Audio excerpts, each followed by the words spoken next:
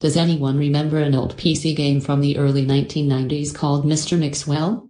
It's mainly a typing game, similar to Mario Teaches Typing, where you have to type words into a box to make a chef, the titular Mr. Mixwell, put ingredients into a bowl. Unlike most typing games, however, this game is notorious for having an insane difficulty curve.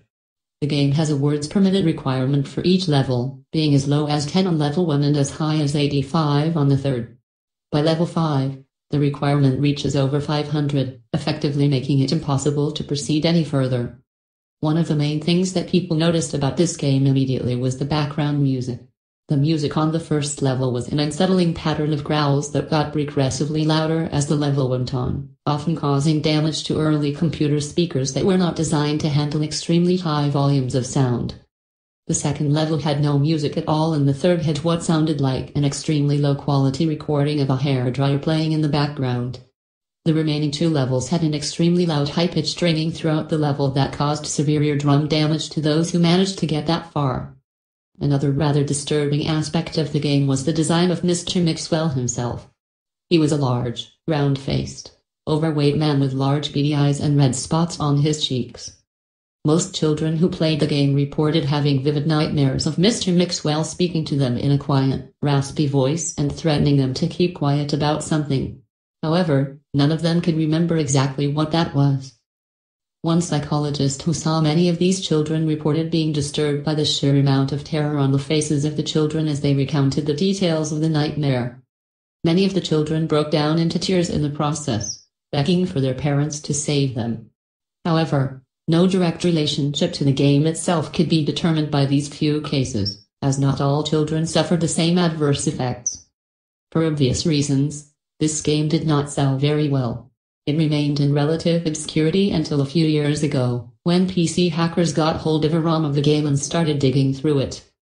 Using memory hacking software, they managed to crack the game's code and bypass the impossible 5th level. What they found, however, was extremely disturbing and caused many of them to quit the expedition altogether.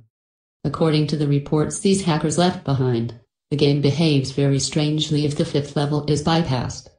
The game crashes violently and closes, writing a bunch of files to the user's System32 directory to the point that the RAM was almost completely filled.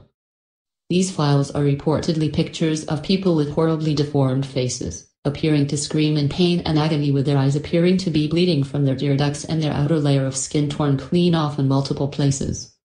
If the user attempts to delete these files, the computer will violently crash and blue screen, causing permanent irreparable damage to the user's hard drive.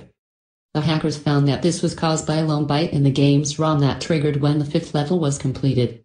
After removing this byte, they were able to proceed to the 6th and final level. Unfortunately, all of the original hackers declined to discuss what they saw in the final level. All of them became extremely paranoid and reclusive, refusing to talk about anything related to the game and showing astonishingly extreme symptoms of post-traumatic stress disorder. Most of them ceased to be able to form coherent sentences within a week, and, within a month, all of them went missing. All remaining copies of the game were destroyed. To this day, no one knows what was in the game that caused them so much psychological damage. Maybe it's better that way. 2 years after this incident, a man was arrested after trying to kidnap an 8-year-old girl from a grocery store. Through DNA and fingerprint analysis, the man was identified as one of the original hackers who viewed the final level of the game. He was wearing a white chef's hat and had a look of unspeakable malice and insanity on his face. When interrogated, the man would only say one thing: "I'm Mr. Mixwell."